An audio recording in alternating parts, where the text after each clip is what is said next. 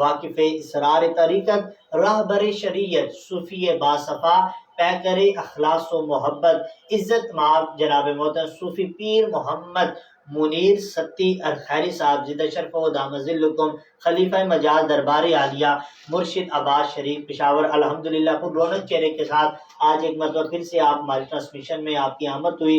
میں آپ کا اپنی پوری ٹیم کی جانب سے اور اپنی جانب سے تہہ دل سے شکریہ ادا کرتا ہوں کہ آپ نے اپنی مصروفیات کو ایک ساتھ رکھتے ہوئے الحمدللہ آپ نے یہ کمال مہربانی فرمائی اور آپ نے ایک مرتبہ پھر سے اپنی صحبت ہمیں اختیار کرنے کی توفیق عطا فرمائی۔ میں آپ کا وہ شکریہ بھی ادا کرتا ہوں، سلام عقیدت بھی آپ کو پیش فرماتا ہوں۔ اعوذ باللہ من الشیطان الرجیم، بسم اللہ الرحمن الرحیم، رب اشرح لی صدری ویسر لی امری واحلل عقدۃ من لسانی یفقهوا قولی۔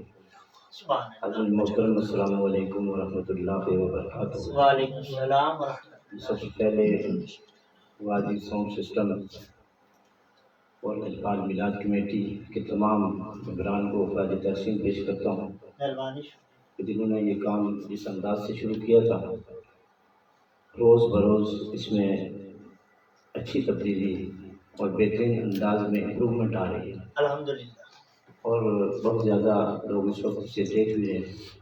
اللہ تبارک و تعالیٰ ان سب کو جزائے خیر عطا فرمائے۔ آمین۔ ماشاءاللہ حضرت صاحب، جو آپ کی محبت ہے، جو محبتوں کے سائے میں آپ گفتگو ہمیشہ فرماتے رہتے ہیں، اصلاح بھی آپ فرماتے رہتے ہیں، جو میسیج بھی آپ الحمدللہ اپنے آستانہ خیریہ کا لے کر جاتے ہیں، اور خیر کی آواز کو بھی الحمدللہ آپ ہر جگہ بلند کرتے رہتے ہیں۔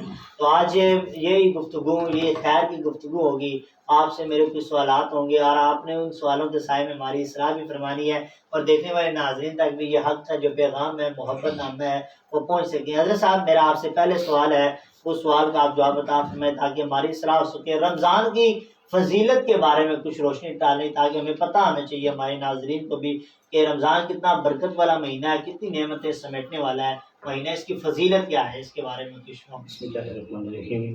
رمضان المبارک کی فضیلت کے حوالے سے کئی کتابیں لکھی جا سکتی ہیں، اس کی اتنی فضیلتیں اور اتنی برکتیں ہیں۔ بے شک۔ میں صرف اور صرف اس مختصر سے وقت میں حضور نبی کریم صلی اللہ علیہ وسلم کی زندگی سے صرف ایک واقعہ اس کی فضیلت پر بیان کر کے بسم اللہ۔ اپنی حاضری مکمل کروں گا۔ حضور نبی کریم صلی اللہ علیہ وسلم کی بارگاہ میں دو اشخاص حاضر ہوئے، غیر مسلم تھے۔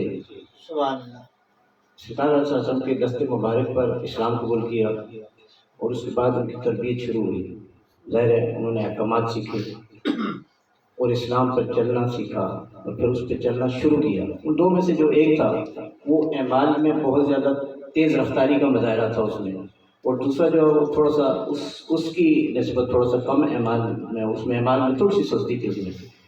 اب ایک جو اس میں بہت زیادہ تیزی تھی اعمال کے لحاظ سے، اس کی ڈیتھ ہو گئی۔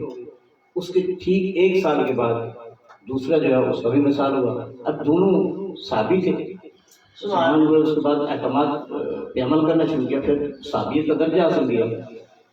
اب اس کے بعد جب ان کا وصال ہوا، حضرت طلحہ رضی اللہ تعالیٰ عنہ حضور نبی کریم صلی اللہ علیہ وسلم کے صحابی ہیں، آپ نے خواب میں دیکھا کہ وہ جس کے اعمال بہت تیز تھے، وہ تیز رفتاری سے احکامات کے اوپر عمل کرتا تھا، جس کے بارے میں یہ عام گمان تھا کہ یہ بہت آگے ہوگا ایک دوسرے سے، لیکن اس کے اپوزٹ دوسرا جو ہے وہ جنت میں، وہ دیکھتے ہیں، وہ کہتے ہیں کہ میں نے خواب میں دیکھا کہ جنت کے دروازے پر دونوں کھڑے ہیں، تو جنت کے جو دربان ہیں وہ اس پہلے والے کو روکتے ہیں اور دوسرے کو کہتے ہیں آپ پہلے جنت میں داخل ہو جاؤ، اور وہ جنت میں پہلے داخل ہوتا ہے اور دوسرے صحابی جو ہیں ان کو روکا جاتا ہے، وہ بعد میں جنت میں داخل ہوتے ہیں۔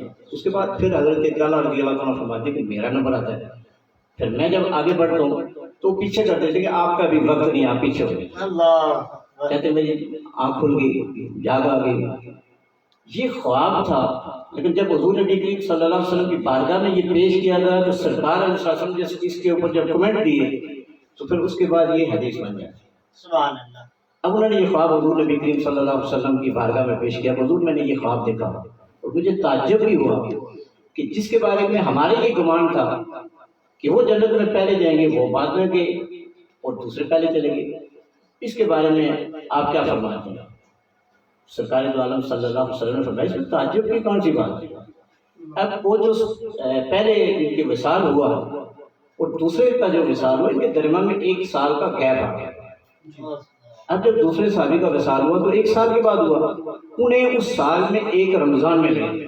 سبحان اللہ سبحان اللہ۔ اب اس رمضان میں انہوں نے وہ برکات حاصل کی، روزہ، افطاری، تراویح، تو اس برکت کی وجہ سے وہ ان سے آگے نکل گئے۔ سبحان اللہ۔ تو اس لحاظ سے یہ جنت میں پہلے داخل ہو گئے اور ان کے اعمال کو رک گئے تھے، تو یہ رمضان کی برکت سے آگے چلے گا۔ اللہ تبارک و تعالیٰ ہمیں سمجھ کی توفیق عطا فرمائے۔ ماشاءاللہ۔ ناظرین کرام، کیا ایک خوبصورت لہجے کے اندر الحمدللہ رمضان کی فضیلت کے بارے میں بتا رہے تھے کہ کتنی برکتوں والا مہینہ ہے یہ۔ اپنے بختوں پر آپ جتنا ناز کریں وہ کم ہے۔ آپ اس بات کو خود اندازہ لگا لیں، جو احباب جو گزشتہ سال ہمارے درمیان تھے لیکن وہ آج موجود نہیں ہیں، آپ اپنے بختوں پر اس لیے ناز کریں کہ اللہ تبارک و تعالیٰ نے آپ پر کرم فرمایا، ہم جیسوں پر کرم فرمایا کہ اللہ تبارک و تعالیٰ نے اپنا مبارک ماہ ہمیں ایک مرتبہ پھر عطا کیا تاکہ اس ماہ کو ہم اپنے لیے بخشش کا ذریعہ بنا سکیں۔ جی ہاں ناظرین کرام، اگلے سوال کی جانب بنتے ہیں۔ حضرت صاحب، روزہ اور نماز جیسا کہ فرض ہے، ٹھیک ہے، ان میں سے فضیلت کس کو حاصل ہے، روزے کو یا نماز کو؟ ماشاءاللہ، بہت اچھا سوال ہے۔ روزہ بھی فرض ہے اور نماز بھی فرض ہے، تو اب ظاہر ہے کہ کوئی ایک چیز جو ہے جس کی اہمیت زیادہ ہوگی اور اس میں فرق کرنا ایسا مشکل ہے۔ اور اتنی بڑی شخصیت ہمارے سلسلے کے ایک معروف بزرگ ہیں امام جعفر صادق۔ امام جعفر صادق رضی اللہ عنہ سے کسی نے سوال یہی کیا کہ آپ یہ بتائیں کہ روزے کی فضیلت زیادہ ہے یا نماز کی؟ آپ خاموش ہو گئے۔ اسی دوران اسی مجلس میں ایک 7 سال کا بچہ بیٹھا ہوا ہے، وہ کہتا ہے حضور اجازت ہو تو میں اس سوال کا جواب دے دوں؟ سبحان اللہ۔ حضرت نے اجازت فرمائی۔ اس بچے نے کہا کہ حضرت میرا یہ خیال ہے کہ روزہ جو ہے یہ افضل ہے نماز سے۔ حضرت نے فرمایا اس کے اوپر کوئی دلیل؟ کیونکہ دلیل کے بغیر تو کوئی بات نہیں ہوتی۔ اس بچے نے کہا، 7 سال عمر ہے بچے کی، کہتا حضور اس کی دلیل یہ ہے کہ عورتوں کے جو مخصوص ایام ہوتے ہیں اس دوران نماز انہیں معاف ہو جاتی ہے، لیکن روزے کے بارے میں حکم ہے کہ روزہ معاف نہیں ہے، اس کی قضا واجب ہوتی ہے، اس کے بعد وہ قضا کرتی ہے۔ تو یہاں سے مجھے اندازہ ہوتا ہے کہ روزہ جو ہے وہ افضل ہے۔ امام جعفر صادق رضی اللہ عنہ اس بچے کو سینے سے لگا لیا۔ جانتے ہیں وہ بچہ کون تھا؟ وہ فقہ کے ہمارے امام ابو حنیفہ تھے۔ سبحان اللہ سبحان اللہ۔ ماشاء اللہ۔ ناظرین کرام، یہ اس کے بارے میں جاننا چاہتا تھا، بڑے آسان انداز کے ساتھ آپ نے جواب عطا فرمایا۔ اکثر ایک سوال ہمارے دنوں پہ سوار ہو کر رہ جاتا ہے اور اکثر اس بارے میں پوچھا بھی جاتا ہے لیکن کوئی صحیح طرح اصلاح بھی نہیں ہو سکتی۔ آپ کو فرمائیے گا، نماز تراویح جو ہے بعض جگہوں پر کہا جاتا ہے کہ 8 ادا کی جائیں، بعض جگہوں پر 20 کا حکم ہے، اس کے بارے میں آپ کا کیا موقف ہے؟ بسم اللہ الرحمن الرحیم۔ میں کسی مکتب فکر کے دلاداری کیے بغیر ایک صوفیانہ انداز میں، جس طرح ہمارے صوفیاء کا طریقہ ہے، میں اس انداز میں جواب دوں گا، اور میرے خیال ہے وہ تمام دوسرے لوگ بھی اس کے اوپر اتفاق کریں گے۔ جی، اگر قیامت والے روز یہ اعلان ہو جاتا ہے کہ تراویح تو 8 تھی، اب جو 20 پڑھنے والے ہیں ان کی 8 ادا ہو گئی، 12 جو رہ گئے وہ نفل ہو جائیں گے۔ اور آپ کو پتہ ہے کہ نفل کا ثواب بھی ماہ رمضان میں فرض کے برابر ہے، اور فرائض کا جو اجر ہے وہ 70 گنا بڑھ جاتا ہے۔ تو لہٰذا یہ تو نقصان میں نہیں رہے، یہ تو فائدے میں رہے، 12 کی جو ہے وہ ادھر چلے گی۔ لیکن اگر یہ اعلان ہوا کہ تراویح تو 20 تھی، تو جو 8 پڑھتے ہیں وہ 20 کیسے پوری کریں گے؟ پھر ویسے بھی تراویح سنت مستقل ہے، اور تراویح میں قرآن پڑھنا، قرآن سننا، یہ بھی سنت مستقل ہے۔ تو اس میں 2 سنتیں ہیں، ایک تو پورا قرآن سننا اور دوسرا یہ ہے کہ پوری تراویح پڑھنا۔ تو اب یہ دونوں چیزیں ہیں۔ اور پھر تراویح کا جو ایک سجدہ ہے اس کے بارے میں نے پڑھا ہے کہ اس ایک سجدے میں، سجدے کے عوض 1500 نیکی ملے گی۔ سبحان اللہ۔ اتنا بڑا عمل ہے جب، تو کیوں اس سے ہم جو پیچھے رہیں گے؟ اللہ تبارک تعالیٰ نے سمجھ کی توفیق عطا فرمائے۔ آمین۔ ناظرین کرام، کیا خوبصورت انداز کے ساتھ آپ یہ جواب عطا کر رہے تھے۔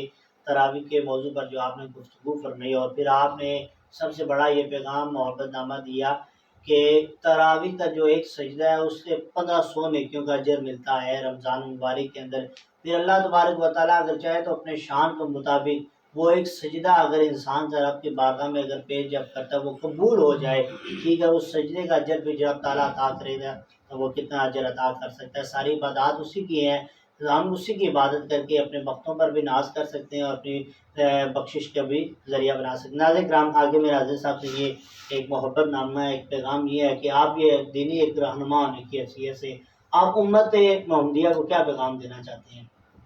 بسم اللہ الرحمن الرحیم۔ واعتصموا بحبل اللہ جميعا ولا تفرقوا۔ اللہ کی رسی کو مضبوطی سے تھامے رکھو اور تفرقے میں نہ پڑو۔ اب یہ آیت تمام مکاتب فکر کے لوگ پڑھتے ہیں اور اس کا ترجمہ اور اس کی تفسیر اپنے اپنے انداز میں کرتے ہیں، لیکن صوفیاء یہ فرماتے ہیں، اب کچھ لوگ کہتے ہیں نا کہ جو اللہ کی رسی ہے وہ قرآن و حدیث ہے، تو صوفیاء کہتے ہیں کہ قرآن اور حدیث اللہ کی رسی ہے تو آپ نے اللہ کی رسی مضبوطی سے پکڑی ہوئی ہے، پھر آپ تفرقے میں پڑے ہوئے۔ تو صوفیاء فرماتے ہیں کہ ہمارا اس سے اختلاف نہیں ہے کہ قرآن و حدیث جو ہے وہ اللہ کی رسی نہیں ہے، اللہ کی رسی ہے، لیکن اس کو عملی طور پہ اپنانے والے وہ کون ہے؟